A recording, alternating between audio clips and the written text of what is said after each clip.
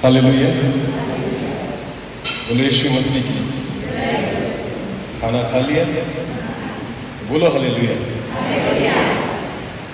सोना नहीं है, क्योंकि खाना खाने के बाद दूसरी प्रक्रिया कौन सी होती है? सोने की। और यहाँ पर हम सोने के लिए नहीं, जागने के लिए आए हैं। आमीन। और इसलिए ये जो खाना तुम्हें दिया गया है, पहला खाना वचन का था, उसके बाद भोजन था। ये दोनों खाना इसलिए दिया गया है कि तुम जागते रहो। आमीन। और इसलिए प्रभु चाहता है कि हम जागे। जब प्रभु यीशु मसीह गेतसेमनी की बाग में था प्रार्थना के लिए, जब उसे पकड़वाने के लिए लोग आने वाले थे, वचन में लिखा गया है कि प्रभु यीशु मसीह ने अपने चेलों से कहा कि तुम जागते रहो और मेरे लिए प्रार्थना करो। हालेलुया। और वचन में लिखा है कि वो सब सो रहे थे। और फिर उसके बाद फिर प्रभु यीशु मसीह ने उनको उठाया और कहा कि तुम जागते रहो और प्रार्थना करो कि तुम परीक्षा में न पड़ो। वचन में लिखा गया है तुम प्रार्थना इसलिए करो कि तुम परीक्षा में न पड़ो। तो हमें जागना बहुत जरूरी है, क्योंकि इन दिनों में प्रभु यीशु मसीह का आना बहुत जल्द होने वाला है। और इसलिए शैतान चाहता है कि ज्यादा से ज्यादा लोग नाश की ओर जाए, प्रभु की ओर नहीं। और इसलिए वो लोगों को सुलाना चाहता है और प्रभु जगाना चाहता है। आमीन। तो इसलिए मैं विश्वास रखता हूँ कि उसके वचन के द्वारा, उसके कलाम के द्वारा प्रभु आज हमें फिर एक बार जगाएगा। आमीन। जिन जिन बातों में, आत्मिक बातों में हम सोए हुए हैं, प्रभु उन बातों में हमें जगाना चाहता है। हालेलुया। बहुत बार शरीर तो जगा हुआ होता है, पर आत्मिक जीवन में हम सोए रहते हैं। बहुत बार हम ऐसे कुछ बातों में हम जगे रहते हैं और बाकी बातों में हम सोए हुए रहते हैं। और प्रभु चाहता है कि उन बातों में जहां पर हम आत्मिक जीवन में सुस्त हो चुके हैं, वहां पर से हम जग जाए। आमीन। जिन्होंने प्रार्थना करना बंद कर दिया है, आपको पता है प्रार्थना के जीवन में आप सो चुके हो। जिन्होंने बाइबल पढ़ना बंद कर चुका है, उन्होंने प्रार्थना, उनका जो बाइबल पढ़ना है उसके विषय में आप सो चुके हो। जो परमेश्वर की आराधना नहीं करते, आप उस विषय में सो चुके हो। और प्रभु चाहता है कि प्रार्थना में जग जाए, आप वचन पढ़ने के लिए जग जाए, उसके बाद उसकी आराधना करने के लिए, उसकी सेवा करने के लिए आप जग जाए। आमीन। और इसलिए प्रभु चाहता है कि हम सोए नहीं। फिर एक बार वचन की ओर जाते हुए हम छोटी सी प्रार्थना के साथ वचन की ओर जाएंगे और शुरुआत करेंगे। धन्यवाद पिता, फिर एक बार इस समय के लिए मैं आपको धन्यवाद देता हूँ। आपके चरणों के पास आता हूँ, खुद को झुकाता हूँ प्रभु, क्योंकि यही मेरी जगह है। मैं प्रार्थना करता हूँ पिता, जैसे पहले सेशन में आपने हमसे बात की, और मैं चाहता हूँ प्रभु कि फिर एक बार आप उस मधुर वाणी से आज हमसे बात कीजिए पिता। प्रभु जी, उन गहरी बातों को हम जान पाए, समझ पाए, ऐसा होने दीजिए पिता। हमारे मन की आंखों को आप खोल दीजिए पिता, कि उन गहरी बातों को हम पवित्र आत्मा की मदद से समझने पाए, ऐसा होने दीजिए प्रभु। प्रार्थना करता हूँ, मैं तेरा दास होने के नाते प्रभु खुद को आपके हाथों में सौंप देता हूँ। आपकी इच्छा के अनुसार आप मुझे चलाइए पिता। आपकी आत्मा के अनुग्रह से आप मुझे चलाइए प्रभु। आपके शब्द को मेरे मुंह में आप रखिए पिता। और मैं प्रार्थना करता हूँ, सामर्थ्य को मैं आपकी ओर से मांगता हूँ प्रभु। आप मुझे आपकी सामर्थ्य से भर दीजिए।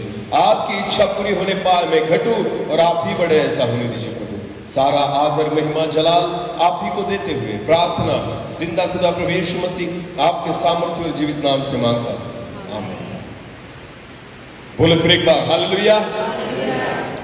उसी वचन को हम पढ़ेंगे जिस वचन से हमने शुरुआत की थी, रोमियो की पत्री उसका 12वां अध्याय। रोमियो की पत्री उसका 12वां अध्याय और वचन 2। फिर एक बार हम उसी वचन को पढ़ लेंगे। इस संसार के सदृश न बनो। वचन में लिखा गया है, पौलुस रोमियो की पत्री में कहता है कि इस संसार के सदृश न बनो। हालेलुया।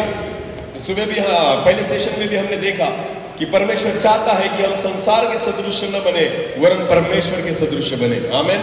क्योंकि हमें बनाया ही गया है उसके स्वरूप में, उसकी समानता में और उसकी सदृशता में। हालेलुया।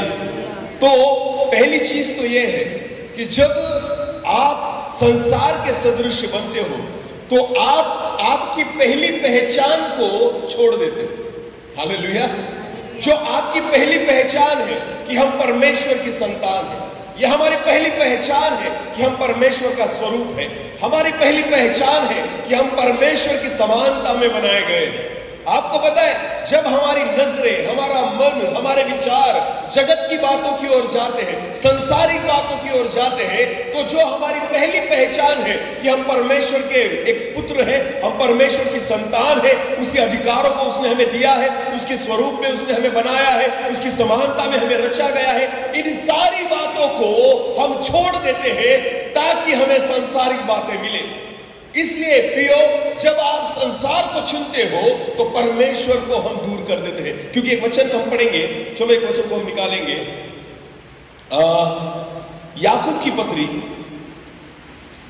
की पत्री उसका चौथा अध्याय, याकूब की पत्री उसका चौथा अध्याय और वचन 4 को हम पढ़ेंगे।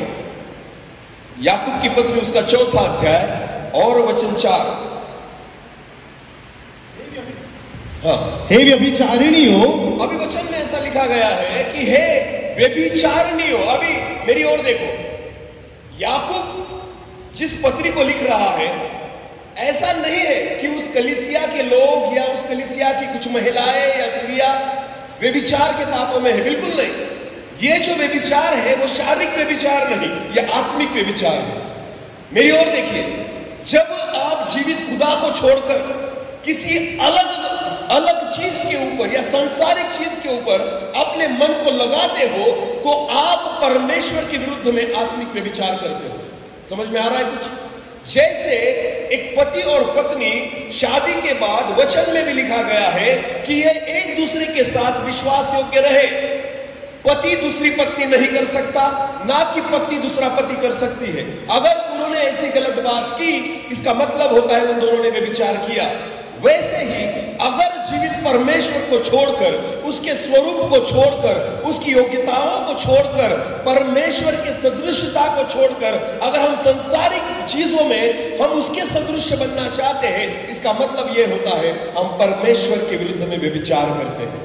इसलिए इस वचन की शुरुआत इस रीति से की गई है, हे व्यभिचारिणियों। आगे, क्या तुम नहीं जानती कि संसार से मित्रता करनी परमेश्वर से बैर करना है। आगे पढ़ो। अतः जो कोई संसार का मित्र होना चाहता है, वह अपने आप को परमेश्वर का बैरी बनाता है। हालेलुया। शैतान को यह वचन पता है, इसलिए उसने एक व्यक्ति के कान में कहा, फेसबुक तैयार कर, इंस्टाग्राम तैयार कर। ऐसा काम उसने किसी को सौंप दिया और उसने बना दिया और लग गए सब फ्रेंड रिक्वेस्ट भेजने। इसको भेजो, उसको भेजो, जिसको हम पहचानते नहीं उसको भी फॉलो कर रहे हैं। हाँ, फेसबुक में, इंस्टाग्राम में। क्या लगता है आपको? वचन में लिखा गया है संसार से, क्या फिर एक बार पढ़िए, संसार से। अतः जो कोई संसार का मित्र होना चाहता है, जो कोई संसार का मित्र होना चाहता है। मुझे बताइए, फेसबुक क्या है? किससे मित्रता करते हैं? फेसबुक में सारे विश्वासी लोग हैं, फेसबुक में सारे परमेश्वर के भय मानने वाले लोग हैं, फेसबुक में सारे आत्मिक लोग हैं? बिल्कुल नहीं। तो फेसबुक में क्या क्या है? फेसबुक में सारे जगत के लोग आपको मिलेंगे, फेसबुक में सारे जगत का कचरा आपको मिलेगा, फेसबुक में सारी जगत की बातें आपको मिलेगी, अच्छी भी मिलेगी, बुरी भी मिलेगी, गंदी भी मिलेगी। हालेलुया। हाँ, तो हम क्या करते हैं? देखो मेरी ओर, आपको ऐसा मत सोचो कि मैंने खुद मेरे मोबाइल में से फेसबुक डिलीट करके मुझे 5 साल से ज्यादा हो चुके हैं। हालेलुया। जिस दिन प्रभु ने मुझसे बात की इस बारे में, मैंने मेरे मोबाइल से फेसबुक का ऐप डिलीट कर दिया, फिर भी मैं जिंदा हूं। आजकल के जवानों को लगता है अगर फेसबुक डिलीट हो गया तो मैं सांस नहीं ले पाऊंगा, मैं जी नहीं पाऊंगा, मैं जिंदा नहीं रह पाऊंगा, मैं कैसे जीऊंगा बिना फेसबुक के, बिना इंस्टाग्राम के। हाँ, आपको लगता है ऐसा? आपको पता है, डिलीट करके देखो, उसी दिन आपके जीवन में एक अद्भुत शांति का अनुभव आप करोगे। हालेलुया। सबसे ज्यादा आपके दिमाग में कचरा डालने वाली चीजें ये ऐप्स है जो जगत से मित्रता करती है। हालेलुया।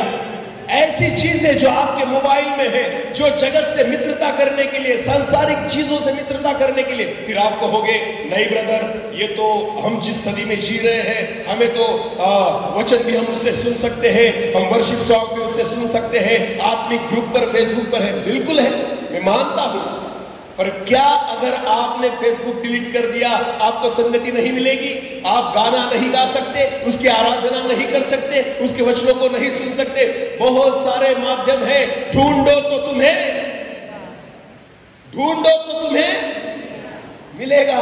हालेलुया। हाँ, हम ढूंढते नहीं, हम खुद खोजना नहीं चाहते। आपको पता है, आपने ऐसे डस्टबिन को रखा है जिस डस्टबिन में से आप कचरा भी उठाते हो, और जिस डस्टबिन में से आप चाहते हो कि परमेश्वर भी हमसे बात करे। बिल्कुल नहीं करेगा मेरा खुदा उससे बात, और वो वचन आपके जीवन में काम नहीं कर सकता जो डस्टबिन में से उठाया गया है। आजकल जो एप्स आपके मोबाइल में है, जिससे आप जगत से मित्रता कर रहे हैं, आपको पता है सारी जगत की गंदी बातें आपको उन एप्स में मिलेगी। इसलिए वचन में लिखा गया है, जो संसार से मित्रता करता है वो परमेश्वर का बैर ही ठहरता है। हालेलुया। उसका मतलब होता है परमेश्वर से बैर करना, दुश्मनी मोल लेना। किससे? तो जगत से मित्रता करने के लिए परमेश्वर से हम बैर निर्माण कर रहे हैं, उसके दुश्मन बनना चाहते हैं। हाँ, आपको पता है, चलेगा प्रभु तू हमारा दुश्मन हो जा, पर हम ये दोस्ती नहीं छोड़ेंगे, हम इसकी मित्रता नहीं छोड़ेंगे, हम हमारा फेसबुक अकाउंट डिलीट नहीं करेंगे, हम इंस्टाग्राम से लेफ्ट नहीं हो सकते। प्रभु मैं तो मर जाऊंगा, मैं तो मोबाइल रिचार्ज ही इसलिए करता हूं कि फेसबुक जिंदा रहे। हाँ, मैं 300 रुपए का महीने का रिचार्ज ही इसलिए करता हूं कि इंस्टाग्राम जिंदा रहे। आपको पता है, इन दिनों में खुद को जिंदा रखने के लिए प्रयास करो, ना कि मोबाइल को जिंदा रखने के लिए। हालेलुया। आजकल के जवान सबसे ज्यादा वक्त जो है ना अपने मोबाइल में बिताते हैं। आपको पता है, आप जिसमें ज्यादा वक्त बिताओगे आप उसके सदृश बनते जाओगे। हालेलुया। समझ में आ रहा है कुछ? जिसके ज्यादा करीब आप जाओगे, जिसके ज्यादा नजदीक आप जाओगे, जिसके ज्यादा साथ आप रहोगे, उसी बातों का प्रभाव आपके जीवन में पड़ेगा। और जब कोई बातें आपको प्रभावित करती है, आप उसके सदृश बनते हो। और वचन कहता है, संसार के सदृश न बनो।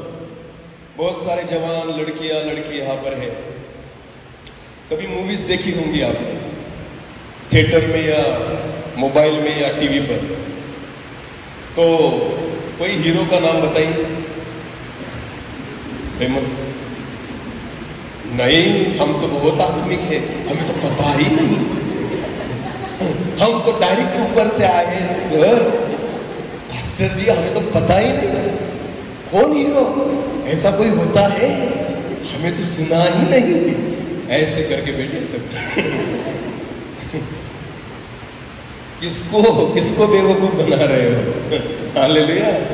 हाँ, अगर मैंने आपको बोला ना कि प्रभु यीशु मसीह के 12 चेलों के नाम बताओ, तो नहीं बता पाएंगे, पर 12 हीरो के नाम बताओ बोला तो 24 बता डालोगे। हालेलुया। 12 चेलों के नाम बताओ बोला तो क्या 12 के 12 पता है आपको? चलो पहला बोलो, किसी का तो बोलो। यीशु मसीह के 12 चेले, ऊपर वाले नहीं बोलेंगे, नीचे वाले बोलेंगे। बोलो, चलो मैं शुरुआत करता हूं। पतरस, हाँ चलो आगे, ऊपर वाले नहीं। हाँ बोलो, हाँ अरे बोलो, नहीं है। हाँ दूसरा बोलो, हाँ अरे बोलो। ऐसे 12 हीरो के नाम बताता ना कि बोलो ऐसा करके, तो चिल्ला चिल्ला के सलमान, शाहरुख, अरे वाह। 12 चेलों के नाम अगर बताया जाए ना, पूछे जाए तो हमें नहीं पता, पर 12 हीरोज के नाम हमें पता है। चलो कोई बात नहीं, मुझे पता है ये सारी चीजें। देखो मैं तुम्हें दोष देने के लिए यहाँ पर खड़ा नहीं हूं, पर मेरी इच्छा है कि प्रभु जो चाहता है वो हम समझे। आमीन। बहुत बार गलतियों से होती है, पर जब गलतियां बार बार होने लग जाती है उसे पाप कहा जाता है। और प्रभु चाहता है गलती करने वाले के लिए क्षमा है, पर जो हर बार पाप करे उसके लिए क्षमा नहीं। इसलिए मेरी ओर देखो, जब किसी हीरो की पिक्चर हम देखते हैं, समझो एक शाहरुख खान को हमने ले लिया, उसकी पिक्चर हमने देखी, तो कम से कम कितने घंटे की होती है एक पिक्चर? हाँ, बताइए ना, ऐसे भी मत, इतना भी मत दिखाइए कि हमें पता ही नहीं। सबको पता है, मुझे भी पता है, मैंने भी बहुत सारी देखी है अपने पुराने जीवन में। हाँ, कोई उसमें कोई दिक्कत नहीं। देखो, मैं पापी था ये कहने में मुझे शर्म नहीं आती, क्योंकि मैं आज पापी नहीं हूं। हालेलुया। उसको शर्म आनी चाहिए जो पापी था, पापी है, पापी ही मरेगा। हालेलुया। उसको शर्म आनी चाहिए। पर जो पापी था और आज अगर नहीं है, शर्म आने की कोई बात नहीं। आमीन। मैं दारू पीता था, मैं सिगरेट पीता था, मैं तंबाकू खाता था, मैं पिक्चर देखता था, सारी गलत बातें करता था, मुझे शर्म नहीं आती ये बातें बताने में, क्योंकि मेरे खुदा ने उस कीचड़ में से मुझे बाहर निकालकर आज आपके सामने खड़ा किया। आमीन। हालेलुया।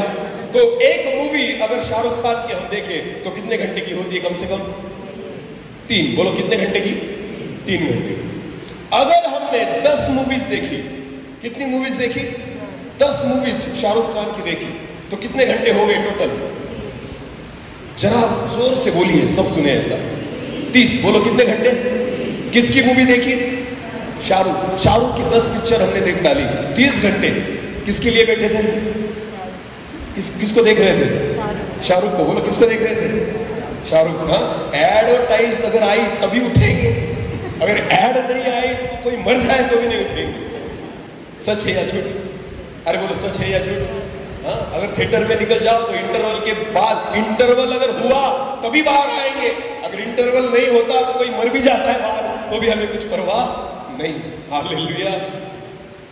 तो एक मूवी 3 घंटे की, 10 मूवी 30 घंटे की। बस 10 की ही बात कर रहा हूं। हमने तो सैकड़ों देख डाली आज तक, पर मैं 10 की ही बात कर रहा हूं। तो 30 घंटे हमने शाहरुख खान को दिए। बोलो कितने घंटे दिए? 30 घंटे किसको दिए?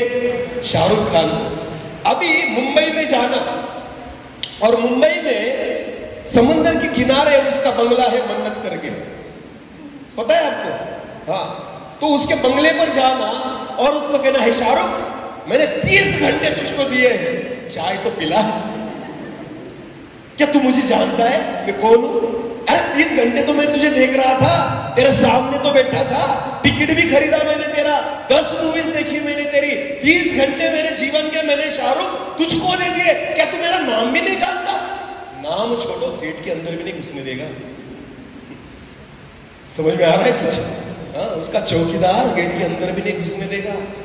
उसको फोन करो, उठाएगा भी नहीं, आपको पहचानेगा भी नहीं, आपसे बात भी नहीं करेगा। हालांकि आपने उसको कितने घंटे दे दिए? 30। बोलो कितने घंटे दे दिए? मेरे खुदा को केवल 3 घंटे दो, मेरा परमेश्वर नाम से आपको पहचानने लग जाएगा। हालेलुया। मेरे जीवित परमेश्वर को रोज केवल 3 घंटे दे दो, मैं आपको कहता हूं मेरा खुदा हर वक्त आपके साथ खड़ा हो जाएगा। हालेलुया। इतना ही नहीं, मेरा परमेश्वर कहता है जहां मैं रहता हूं ना, वहां तू भी रहे, ये मेरी इच्छा। आमीन। आमीन। जिस घर में, जिस स्वर्ग में मेरा जीवित परमेश्वर रहता है, उसने हमें बता कर रखा है, अगर तू मेरे साथ जिए, मेरे मार्ग पर चले, मेरी इच्छा के अनुसार चले, प्रभु यीशु मसीह कहता है जहां मैं हूं वहीं पर तुम भी रहो, ऐसी मेरी इच्छा है। हालेलुया। केवल नाम को नहीं पहचानता, केवल आपके घर को नहीं जानता, पर मेरा परमेश्वर आपके लिए, खुद के लिए, आपके लिए एक घर को भी बनाता है। आमीन। आमीन। जवानों, किसके लिए वक्त दे रहे हो तुम? उस संसार के लिए जो आपको पहचानता भी नहीं, उस संसार के लिए जो कभी आपके लिए खड़ा नहीं होगा, उस संसार के लिए जो आपको नाश की तरफ लेकर जा रहा है, उस संसार के लिए जो आपको बंदर की संतान बना रहा है, उस संसार के लिए जो आपको दिन प्रतिदिन जीवित परमेश्वर की उपस्थिति से दूर लेकर जा रहा है, उस संसार के लिए आप जीवन जी रहे हो, उस फेसबुक, उस इंस्टाग्राम के लिए आप जीवन बिता रहे हो, जो दिन प्रतिदिन आपको जीवित परमेश्वर की हुजूरी से दूर लेकर जा रहा है, खुदा चाहता है संसार के सदृश न बने। हालेलुया। हालेलुया। मेरा परमेश्वर ये चाहता है कि तुम संसार के सदृश न बनो। आमीन। हालेलुया। तो ये जो मेरा परमेश्वर चाह रहा है, ये किस लिए चाह रहा है? क्योंकि उसको पता है मैंने तुमको बनाया ही मेरे स्वरूप में। आमेन। तुम धीरे धीरे धीरे मेरे स्वरूप को नष्ट करते जा रहे हो, धीरे धीरे धीरे मेरे स्वभाव को नष्ट करते जा रहे हो, धीरे धीरे धीरे मेरे प्रेम को नष्ट करते जा रहे हो। अरे जितना तुम परमेश्वर के साथ रहोगे ना, उसके स्वभाव से जुड़ते जाओगे। आमेन। आजकल क्यों हम प्यार नहीं कर सकते एक दूसरे के साथ? पति का पत्नी से नहीं जमता, घर में अगर देखा जाए भाई बहन का एक दूसरे से नहीं जमता, माँ बाप का अपने बेटों से बच्चों से नहीं जमता। एक कलीसिया में रहने के बावजूद भी एक परिवार का दूसरे परिवार के साथ रिश्ता ठीक नहीं है, पास्टर का अपने कलीसिया के साथ रिश्ता ठीक नहीं है, कलीसिया का अपने आगेवानों के साथ रिश्ता ठीक नहीं है। क्या लगता है आपको ये क्यों हो रहा है? अगर आप जीवित परमेश्वर की संतान हो, अगर आप परमेश्वर का स्वरूप हो, अगर आप खुदा के साथ रहने वाले व्यक्ति हो, तो आपको पता है क्षमा करना उसकी आदत है, दया करना उसकी आदत है, प्रेम करना उसकी आदत है, शुद्ध अंतकरण उसकी आदत है, शुद्ध मन उसका मन है। आपको पता है तो सारी अच्छी बातें मेरी खुदा में है। अगर आप उसकी जीवित संतान हो, अगर आप परमेश्वर की उपस्थिति में चलने वाले लोग हो, तो आपके जीवन में ये सारी बातें दिखनी चाहिए। आमीन। तो आप किसी का बुरा कभी सोच भी नहीं सकते। हालेलुया। हाँ, किसी के बारे में बुरे विचार आप कर भी नहीं सकते। हर एक व्यक्ति को आप क्षमा करोगे, हर व्यक्ति से आप प्यार करोगे, हर पर आप दया करोगे। आमीन। हाँ, आपको पता है क्रिश्चियन व्यक्ति या मसीही व्यक्ति ये लोगों को बताने की चीज नहीं है, दिखाने की चीज है। हालेलुया।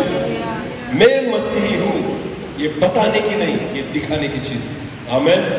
हाँ, इस वचन में 4 सुसमाचार हैं, मत्ती, मरकुस, लूका और यूहन्ना। हालेलुया।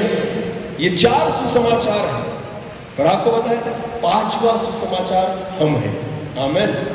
हाँ, ये 4 सुसमाचार जगत के लोग नहीं पढ़ेंगे। आप उनको देकर आइए, शायद वो जला देंगे, देकर आइए फाड़ देंगे, देकर आइए फेंक देंगे। और आपको पता है इस सुसमाचार को उनको पढ़ना ही होगा। हालेलुया। जब आप प्रेम करना सीखोगे ना, जब आप दया करना सीखोगे ना, जब आपका मन शुद्ध हो जाएगा, आपका चरित्र परमेश्वर के समान हो जाएगा, इस सुसमाचार को जगत के लोग मिटा नहीं सकते। हालेलुया। वो शायद इसको मिटाएंगे पर इस सुसमाचार को नहीं मिटा सकते। आमीन। खुदा चाहता है कि 5वां सुसमाचार आप खुद प्रभु के लिए खड़े हो जाए। आमीन। आमीन। मदर तेरेसा के बारे में कितने लोगों ने सुना है? हाँ, बहुत अच्छी सेवा उनके द्वारा परमेश्वर ने भारत देश में कर ली।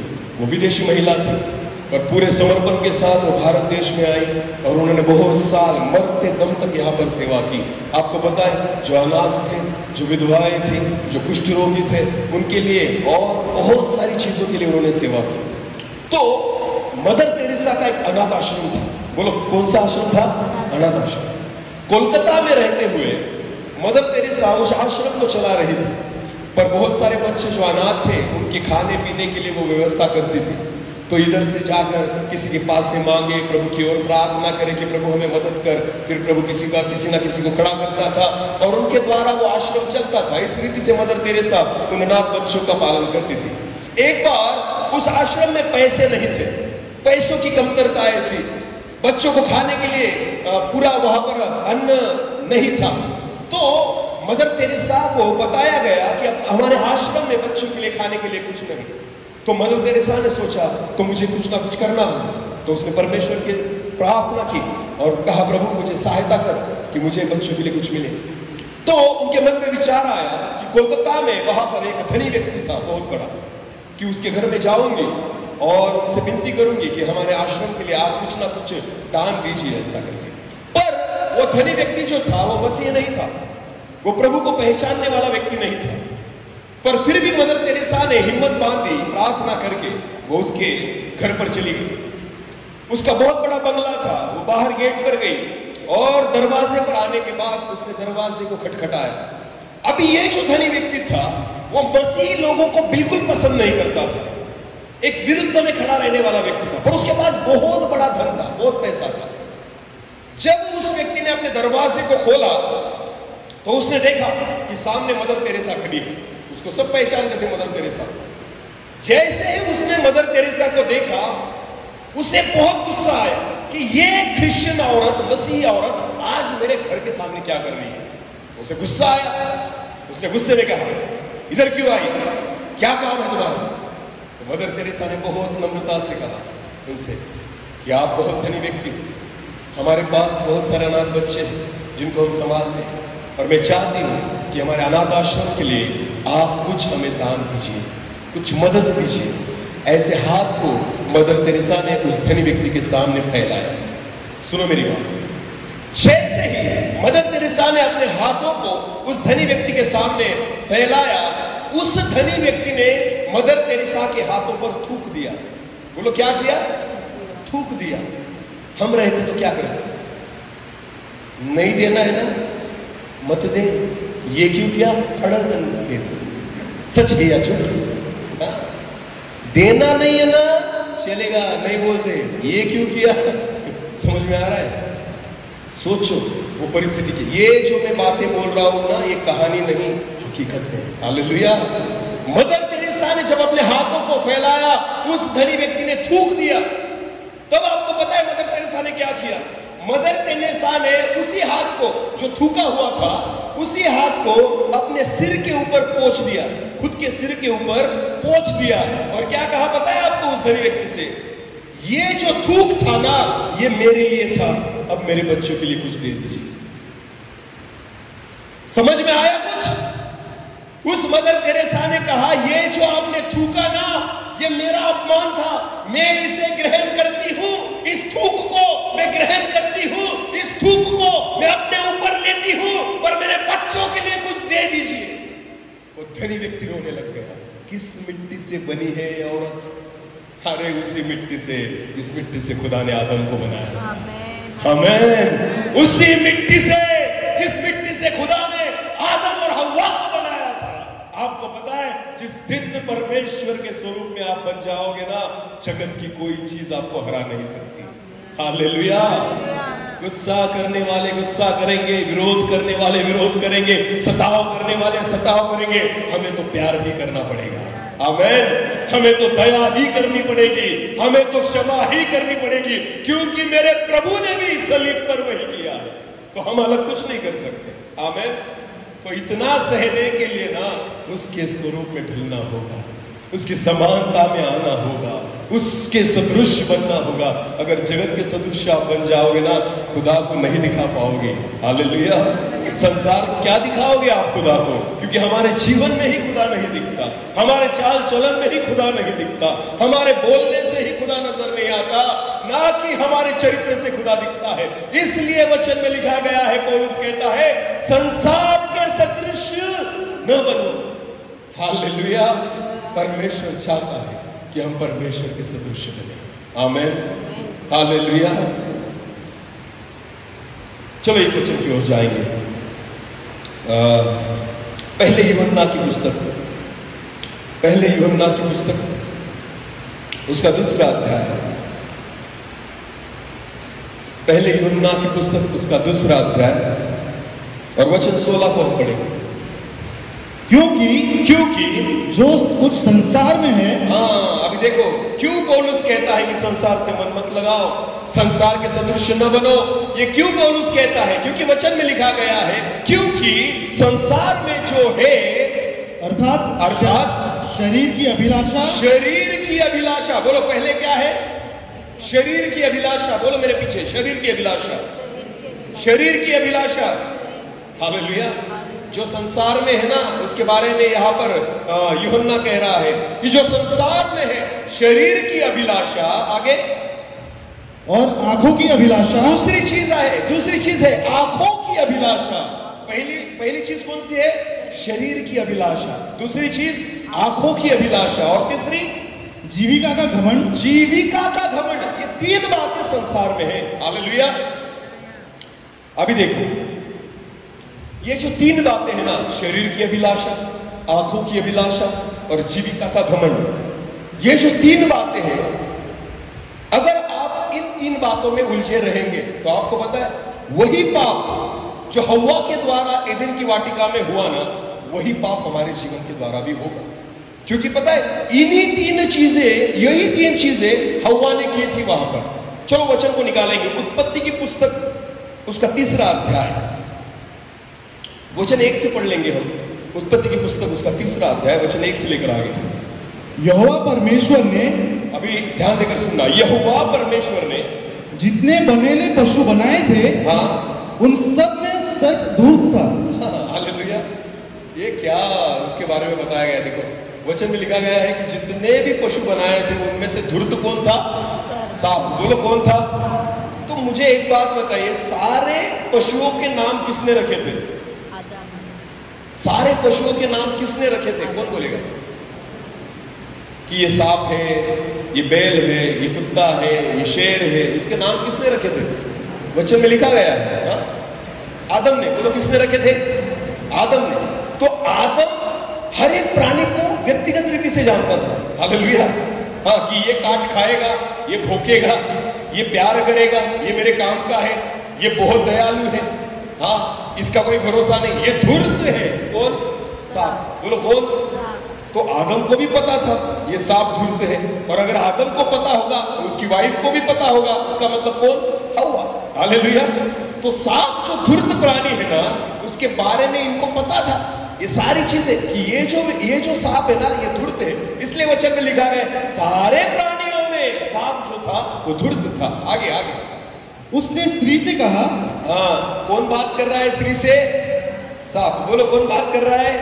सांप। इतने सारे प्राणी पड़े हुए हैं वहां पर ईदन की वाटिका में, और स्त्री किससे बात कर रही है? सांप से, जो सबसे क्या है? धूर्त है।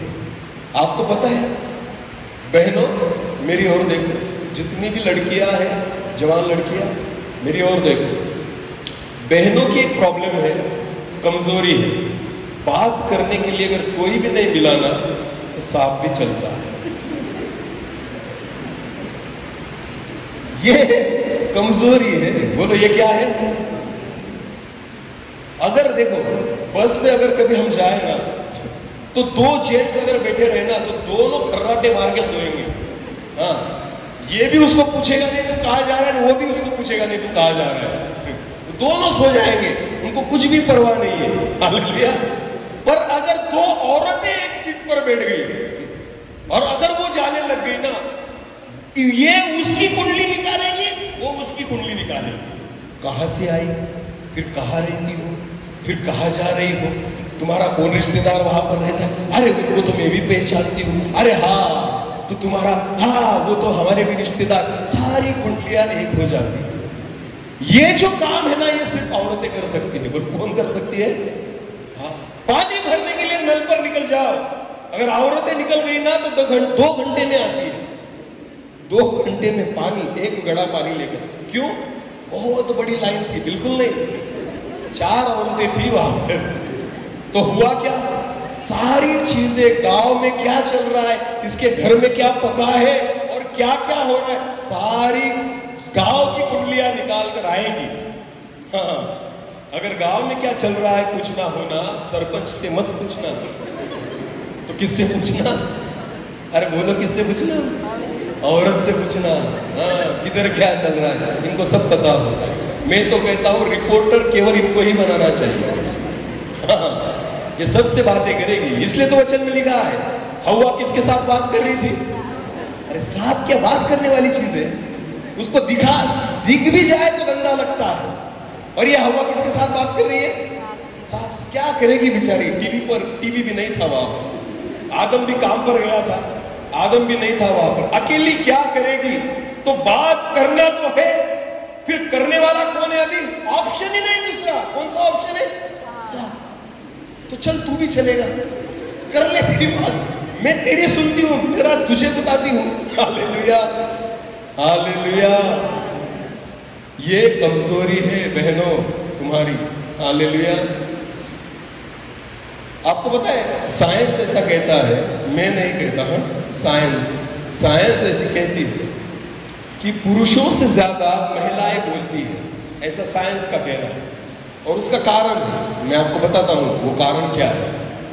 उसका कारण ये है कि पुरुष जो होता है उसकी आवाज थोड़ी हार्दस्त होती है, ना, जैसे हम अब हमारी आवाज जो है, आपकी आवाज नाजुक होती है, स्त्रियों की आवाज कैसी होती है? नाजुक। तो ऐसा साइंस कहती है कि जब पुरुष बोलता है ना तो उसे ज्यादा एनर्जी लगती है बोलने के लिए, ज्यादा ताकत लगती है, उसकी एनर्जी जो है वो ज्यादा खर्च होती है।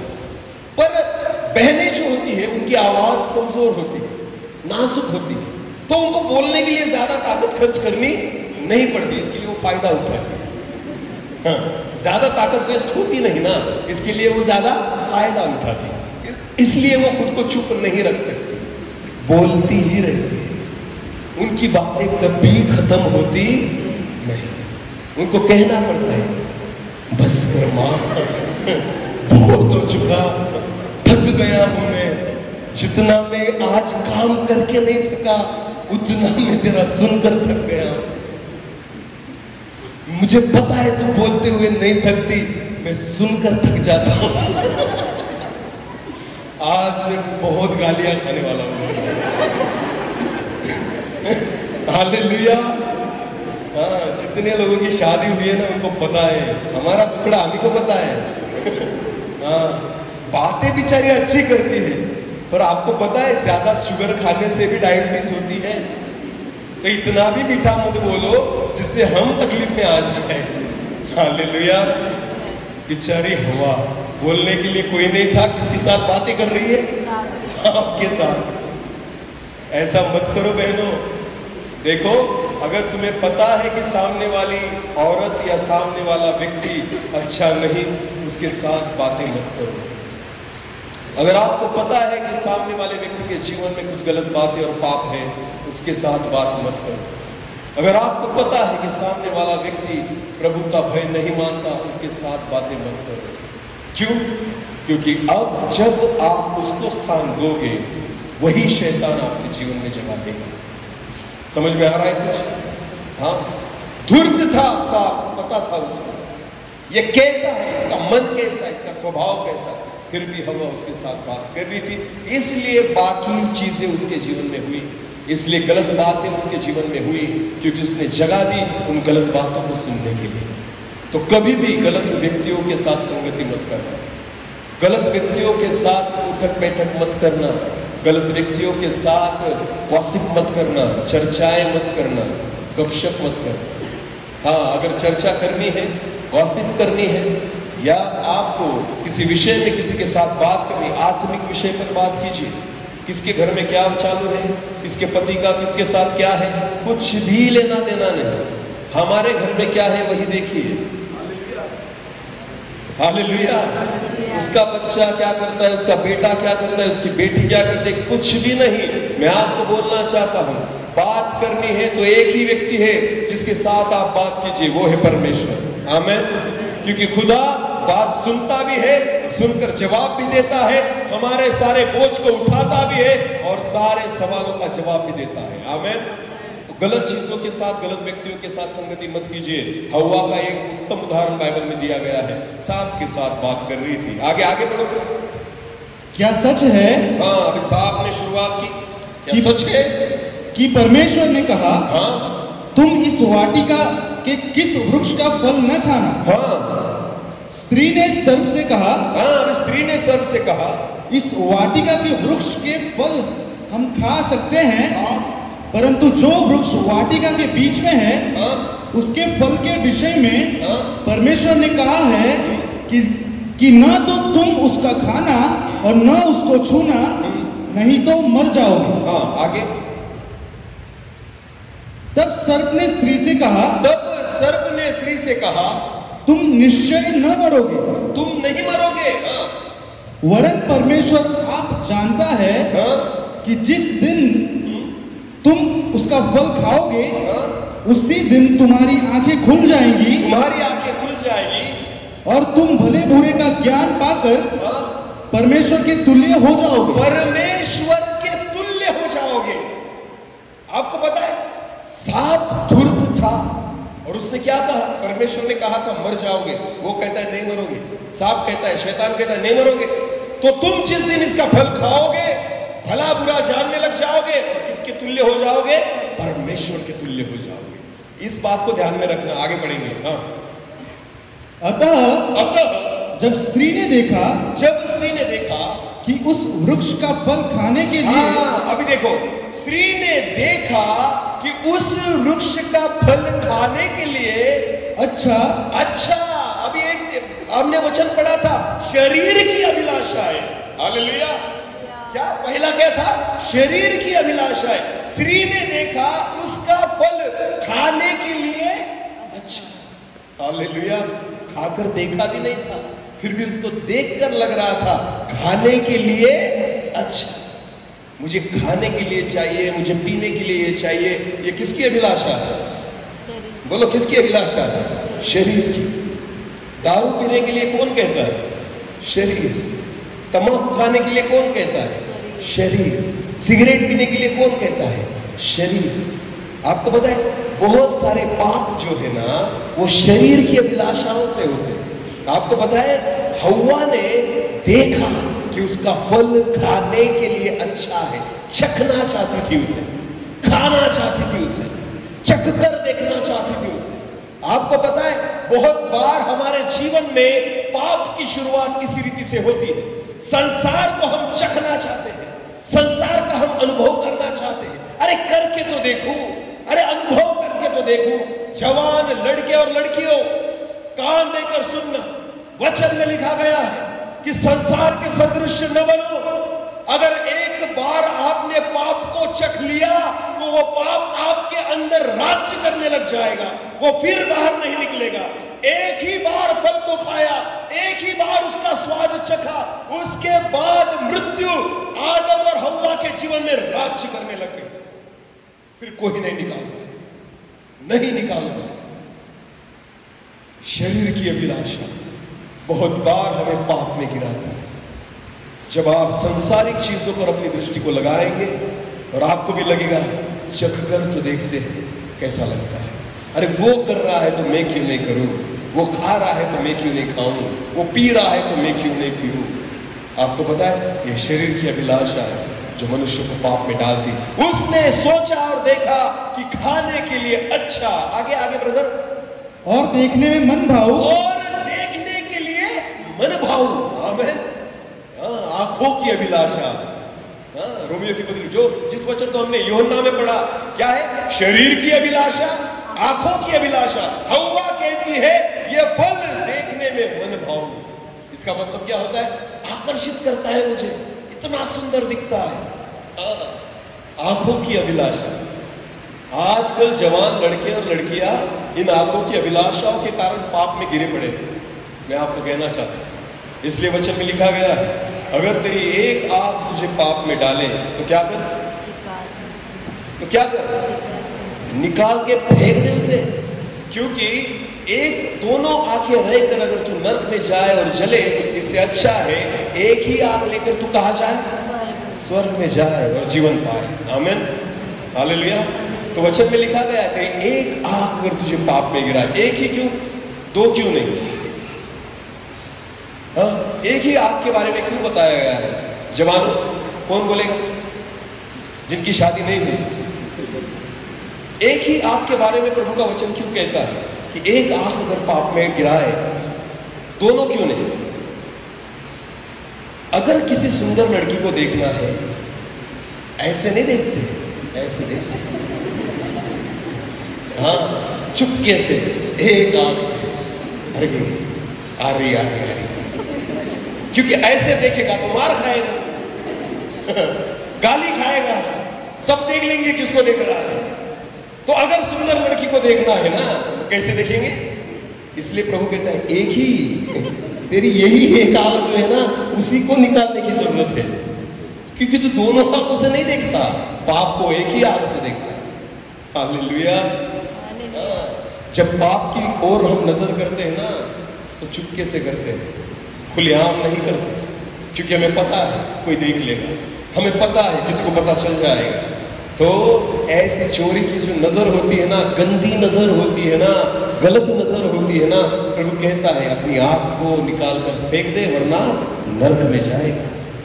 क्योंकि वचन में लिखा गया है केवल शरीर के द्वारा भी विचार नहीं होता, जिसने उसने अपने मन में एक बहन को देखकर, एक स्त्री को देखकर गलत धारणाएं कर ली, गलत विचार भी कर लिए, तो उसने अपने मन में उसके साथ व्यभिचार कर लिया है। वचन कहता है हालेलुया।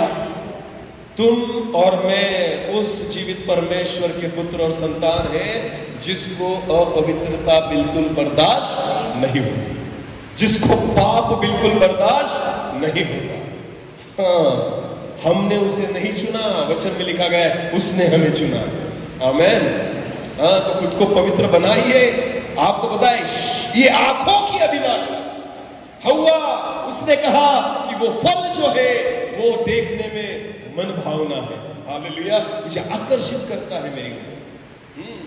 फेसबुक में ज्वाइंट होना क्योंकि हमारा आकर्षण का काम है।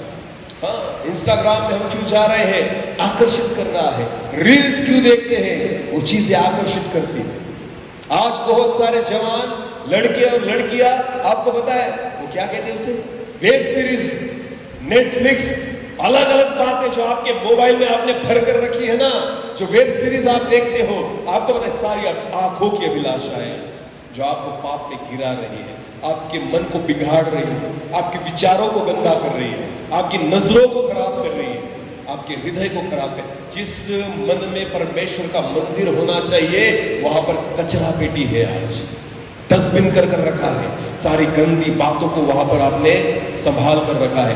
क्या लगता है आपको उस मंदिर में, उस आपके हृदय में खुदा कैसे वास करेगा? कैसे आएगा मेरा परमेश्वर? वचन में लिखा गया है तुम्हारा शरीर, तुम्हारी देह पवित्र आत्मा की मंदिर है, तुम्हें पता नहीं? उसमें मेरा आत्मा वास करता है, क्या तुम नहीं जानते? शरीर की अभिलाषा, आंखों की अभिलाषा आपके मन को और आपके तन को खराब कर रही है। और हव्वा ने देखा कि ये देखने में मन भावना। पाप कैसा दिखता है? पाप कैसा दिखता है? गंदा या अच्छा? चलो चलो जाने दो। शैतान कैसा दिखता है? क्या लगता है शैतान कैसा दिखता है? मैंने कई फोटो देखी है उसकी, शैतान की। मुझे नहीं पता लोगों ने कहा देखा उसको, पर फोटो बनाई है लोगों ने शैतान की। हाँ, कैसी फोटो है पता है आपको? उसके दो क्या रहेंगे? उसकी आंखें कैसी रहेंगी? लाल, बड़ी बड़ी लाल आंखें। उसकी जबान कैसी रहेंगी? लाल। उसका चेहरा किस कलर का रहेगा? काला। देखो ये मनुष्य ने बना कर रखा है। उसके बाल कैसे रहेंगे? ये तो बाल ही नहीं रहेंगे। हाँ, तो मनुष्य को लगता है ये कौन है? शैतान। इसकी वजह से हम फंस जाते हैं। शैतान गंदा नहीं दिखता, वो सुंदर दिखता है।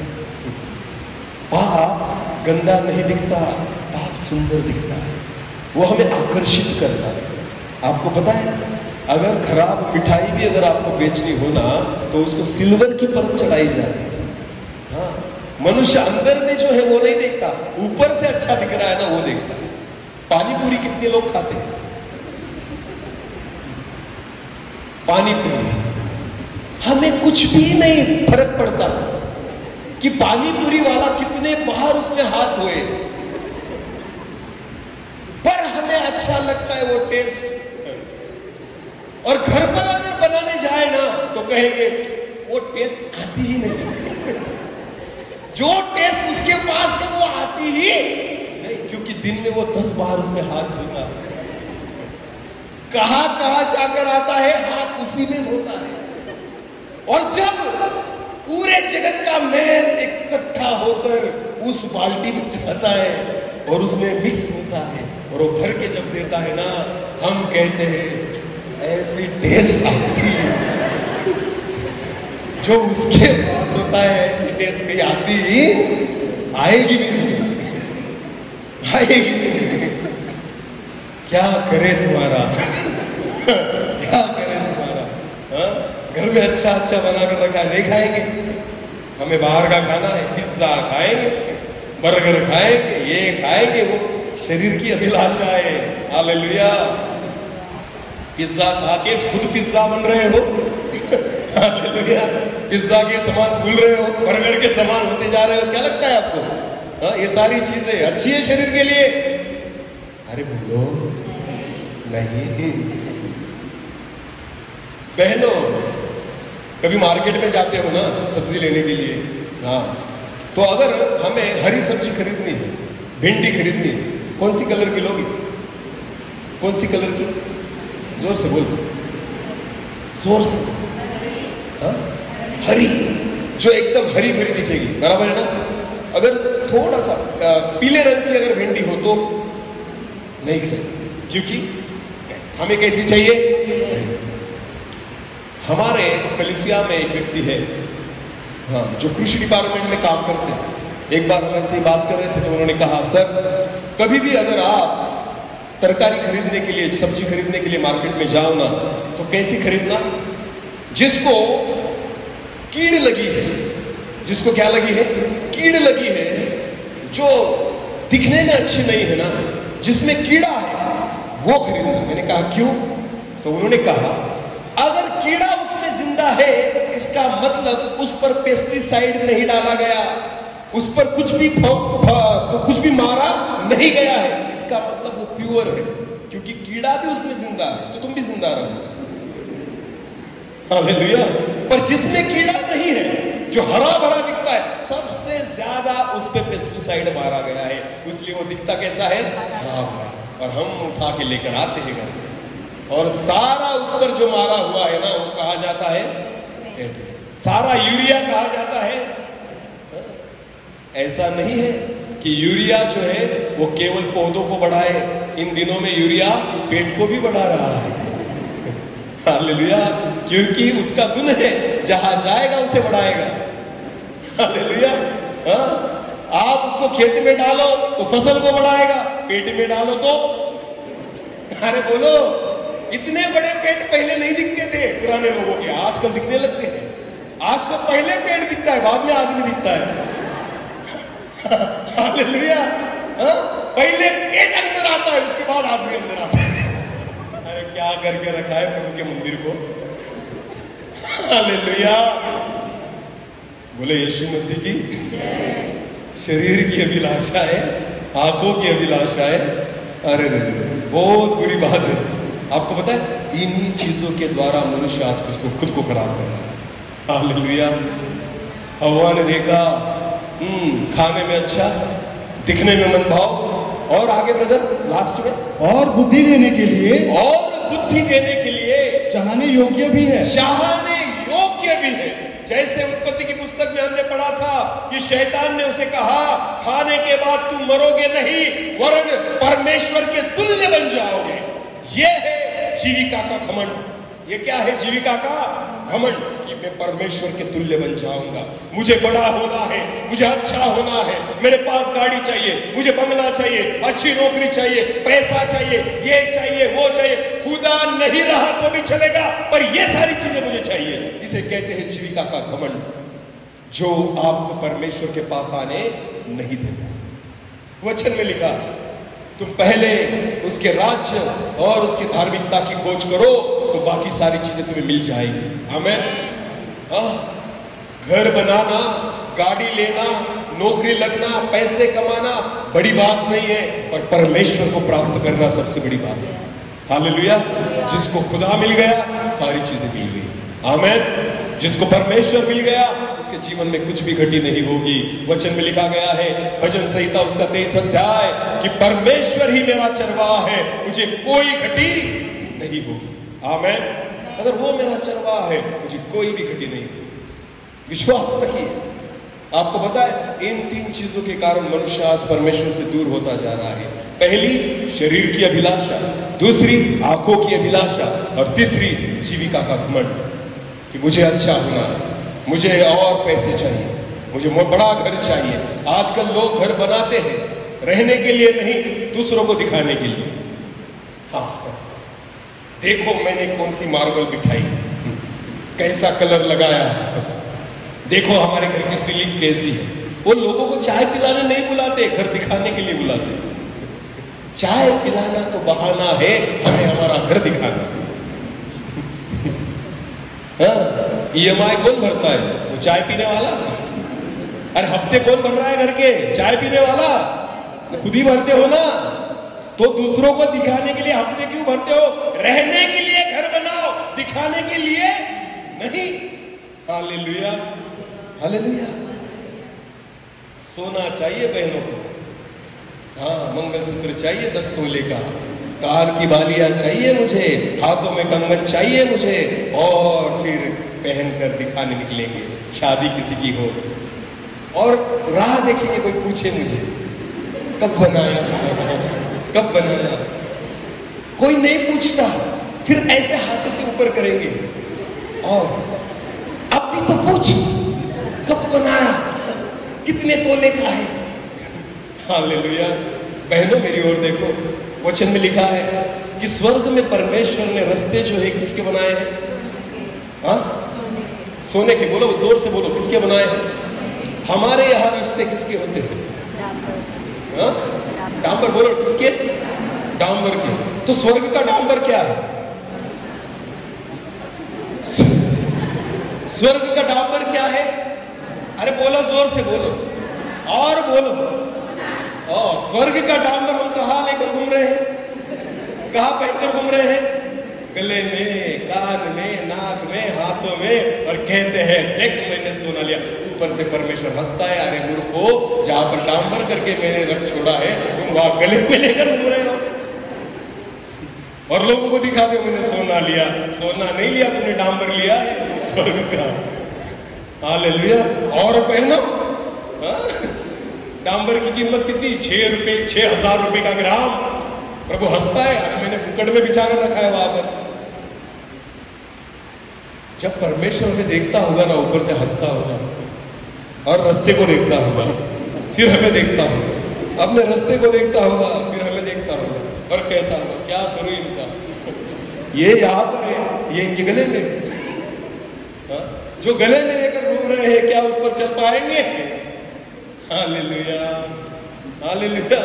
जिन चीजों को आप गले में, कान में, नाक में पहनकर आप घूम रहे हो, क्या लगता है आपको उस पर चल पाओगे? नहीं, बिल्कुल नहीं। जीविका का घमंड। हालेलुया। 10 तोला सोना है मेरे पास, मर जाओ तो चलेगा, तब पता चलेगा तुम्हें। तुम्हारा पति काम में जाकर कहेगा बेटी को, बेटा मम्मी का मंगलसूत्र निकाल ले, 10 तोले का है। अरे क्यों?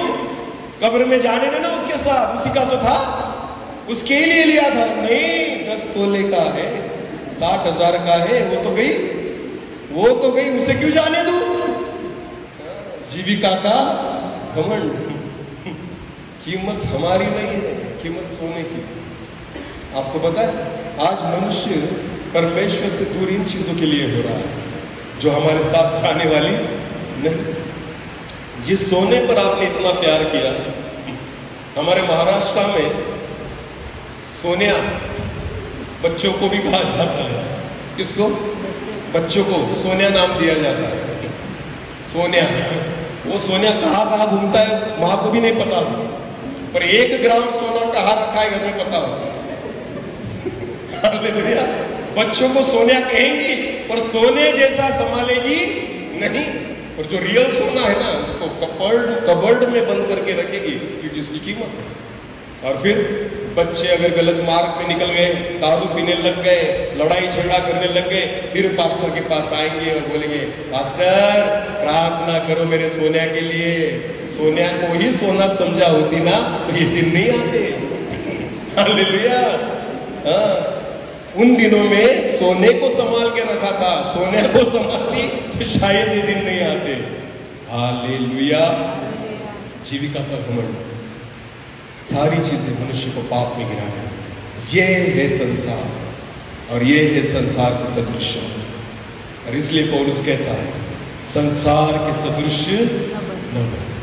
Hallelujah, hallelujah. बोलो यीशु मसीह की।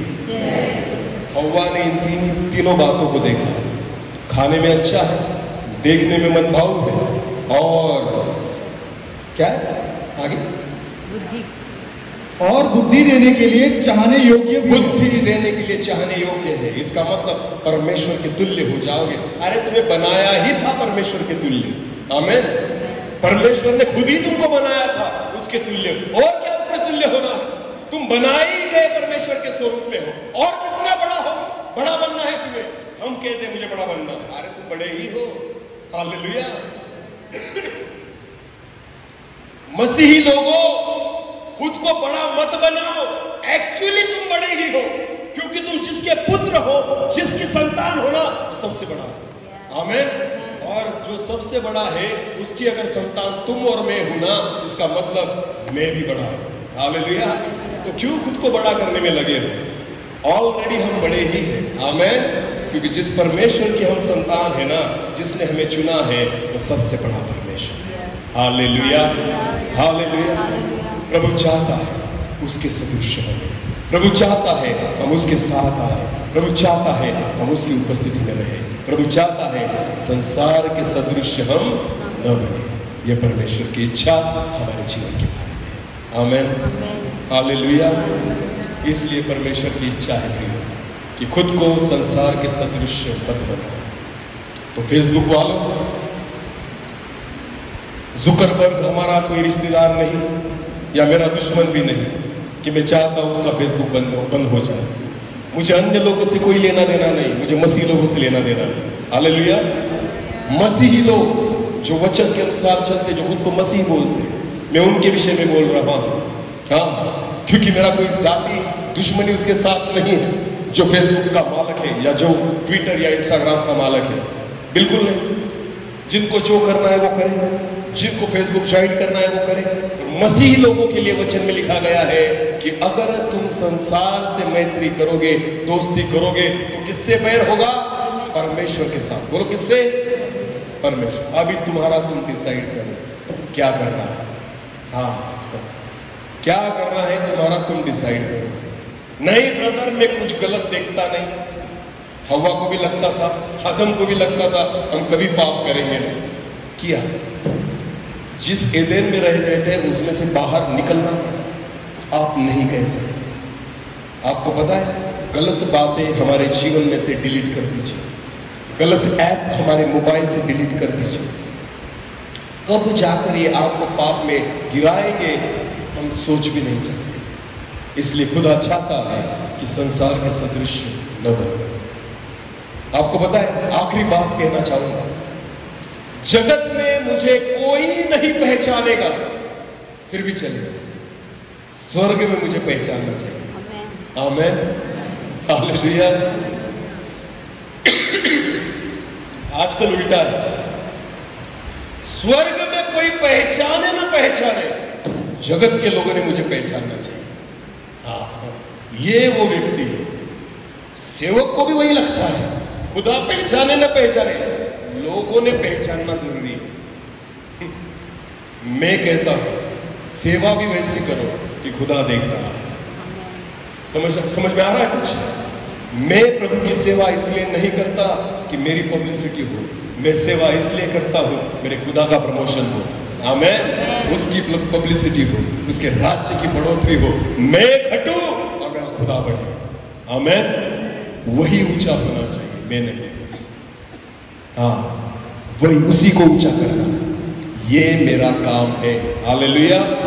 मैं खुद को बड़ा नहीं करना चाहता, मैं खुदा को बड़ा करना चाहता हूँ, मेरे पिता को बड़ा करना चाहता हूँ, उसको ऊंचा करना चाहता हूँ। मुझे पता है मेरा पिता अगर ऊंचा होता है उसके बाद संतान का ही नंबर आएगा। आमीन, हालेलुया। बस संसार के सदृश न बनो, परमेश्वर के सदृश बनो। विश्वास रखिए, उन चीजों को अपने जीवन में आप अनुभव करोगे जो आज तक नहीं किया। एक ऐसा व्यक्ति था, मैं बोल नहीं पाता था, भले मैं टीचर था। टीचर होने से पहले जब कॉलेज में था 10 मिनट भी बोल नहीं पाता था, 5 मिनट भी नहीं बोल पाता था। एक बार मुझे खड़ा कर दिया था बोलने के लिए, भाषण देने के लिए।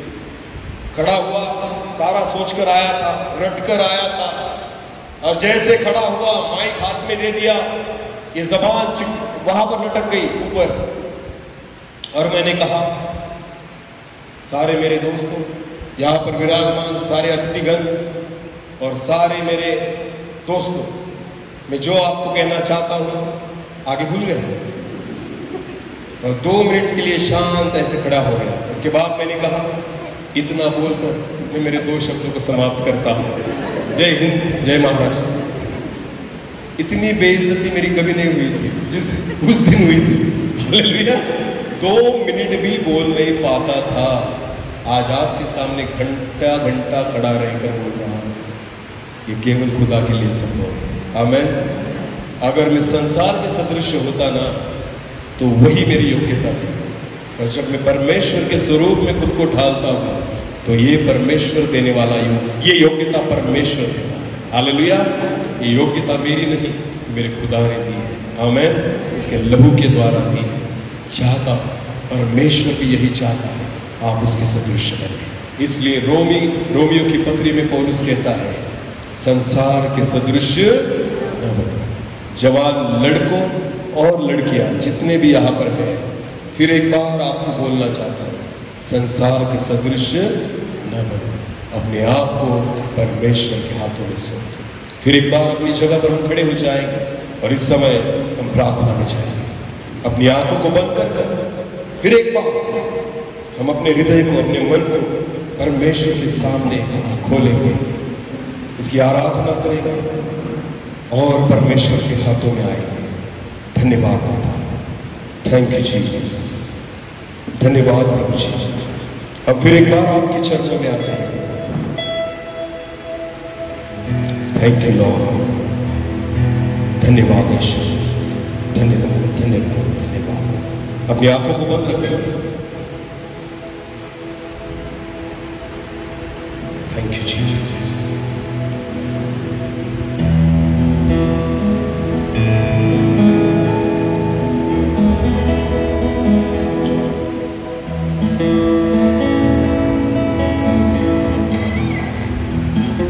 हर एक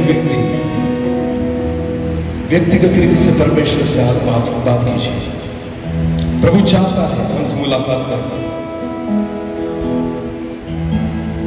थैंक यू जीसस, हालेलुया।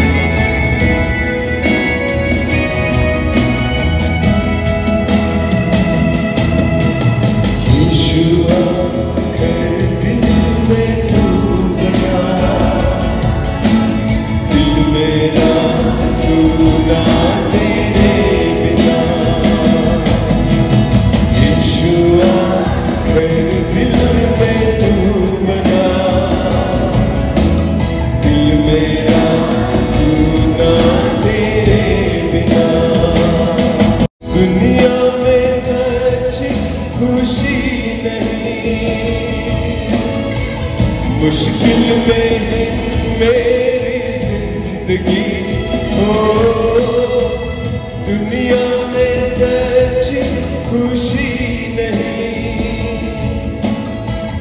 मुश्किल में मेरी जिंदगी, यीशुआ कर दिल में तू बना, दिल मेरा सुना तेरे बिना। यीशुआ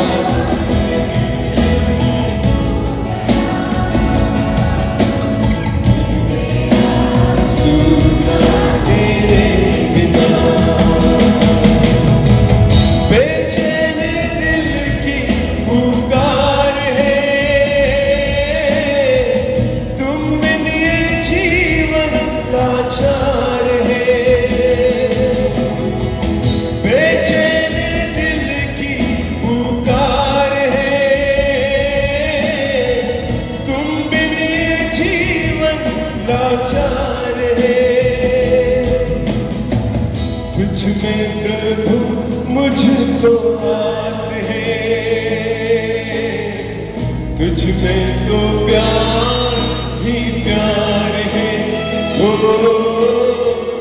तुझ में प्रभु मुझको आस है, तुझ में तो प्यार ही प्यार है। तुम बिन भलाई मेरी नहीं, प्रभु तेरे जैसा कोई नहीं। तुम बिन भलाई मेरी नहीं, प्रभु तेरे जैसा कोई नहीं। यीशुआ घर दिल में तू बना, दिल मेरा सुना तेरे बिना। यीशुआ घर दिल में तू बना, दिल मेरा सुना तेरे बिना। जीवन की हालत पे रो पड़ूं, तू ही बताए यीशु क्या करूं।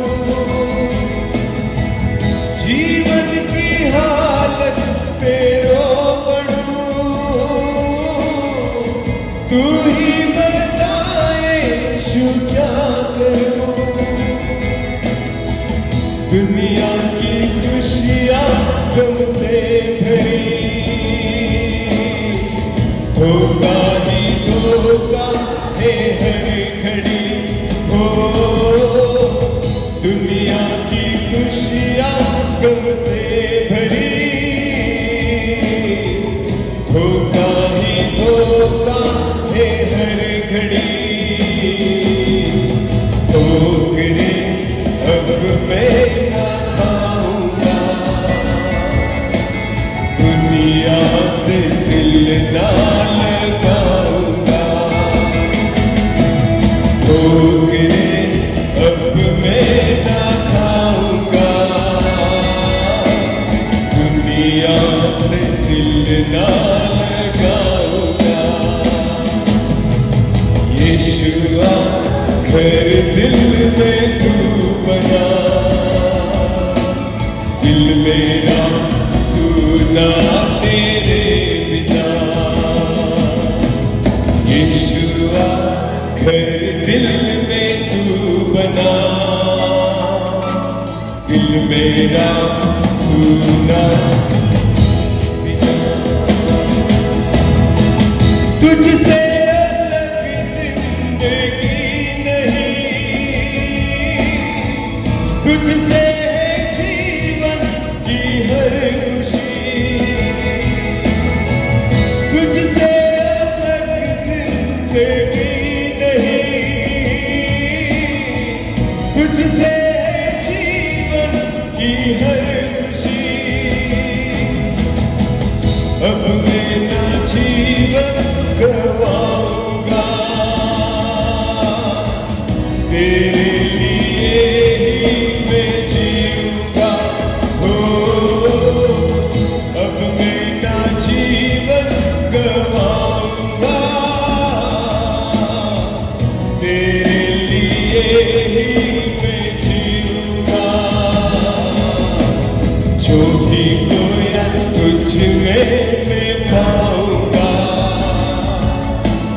तुझ में मैं आनंद मनाऊंगा। जो भी खोया तुझ में मैं पाऊंगा, तुझ में मैं आनंद मनाऊंगा। यीशुआ घर दिल में तू बना, दिल मेरा सुना तेरे बिना।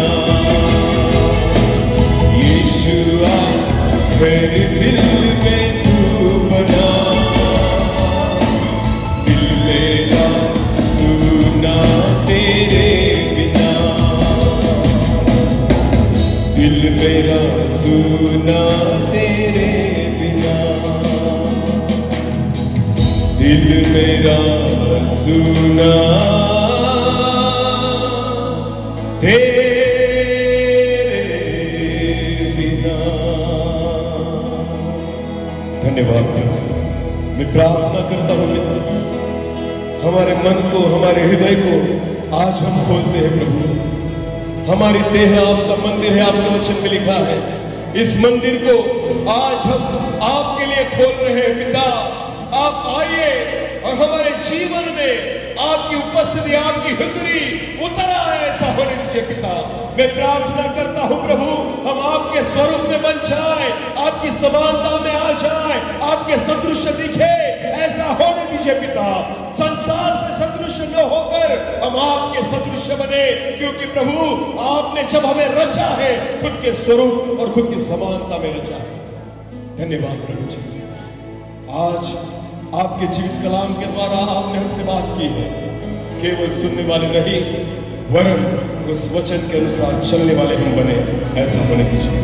सारा आदर, सारी महिमा और सारा जलाल आप ही को देते हुए प्रार्थना जिंदा खुदा प्रभु यीशु मसीह आपके सामर्थ्य और जीवित नाम से मांगते हैं, आमीन।